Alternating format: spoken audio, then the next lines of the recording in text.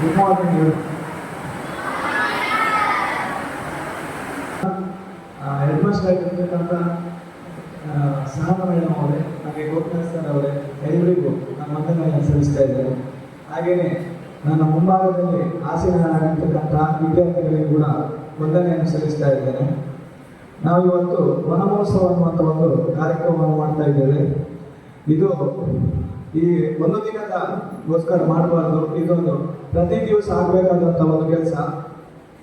ವನಮಹೋತ್ಸವ ಅನ್ನುವಂಥ ಒಂದು ಮಹೋತ್ಸವವನ್ನು ನಾವು ಚಿಕ್ಕ ಮಕ್ಕಳು ಯಾಕೆ ಮಾಡ್ತೇವೆ ಗೊತ್ತಿದೆಯಾ? ಇಲ್ಲ. ಶುದ್ಧವಾದ ಗಾಳಿ, ಪರಿಸರ, ನೀರು ಇವೆಲ್ಲ ಬೇಕಾದರೆ ಹಾಗೂ ನಾವು ಆರೋಗ್ಯವಂತವಾಗಿರಬೇಕಾದ್ರೆ ನಾವು ಈ ಪರಿಸರ ಅನ್ನುವಂಥದ್ದನ್ನು ಸಂರಕ್ಷಣೆ ಮಾಡಬೇಕು.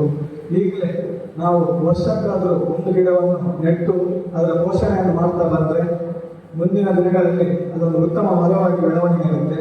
ಇದರಿಂದ ಪ್ರಾಣಿ, ಪಕ್ಷಿ ಹಾಗೂ ಮನುಷ್ಯರಿಗೆ ಉತ್ತಮವಾಗಿರ್ತಕ್ಕಂಥ ಒಂದು ಆಕ್ಸಿಜನ್ ಹಾಗೆಯೇ ಎಲ್ಲ ಲಾಭವನ್ನು ಕೂಡ ಪಡೆಯಬಹುದು.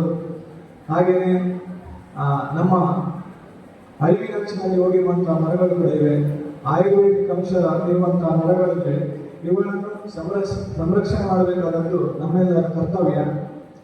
ಹಾಗೆಯೇ ಈ ಒಂದು ಕಾರ್ಯಕ್ರಮವನ್ನು ವನಮಹೋತ್ಸವ ಅನ್ನುವಂಥ ಒಂದು ಕಾರ್ಯಕ್ರಮವನ್ನು ನಿರೂಪಣೆ ಮಾಡಿ ಮಕ್ಕಳಿಗೆ ಇದರ ಬಗ್ಗೆ ಅರಿವು ಮಾಡಿರುವಂತಹ ಶಿಕ್ಷಕ ವೃಂದದವರಿಗೆ ನಾನು ಧನ್ಯವಾದವನ್ನು ಕೊಡ್ತಾ ಇದ್ದೇನೆ.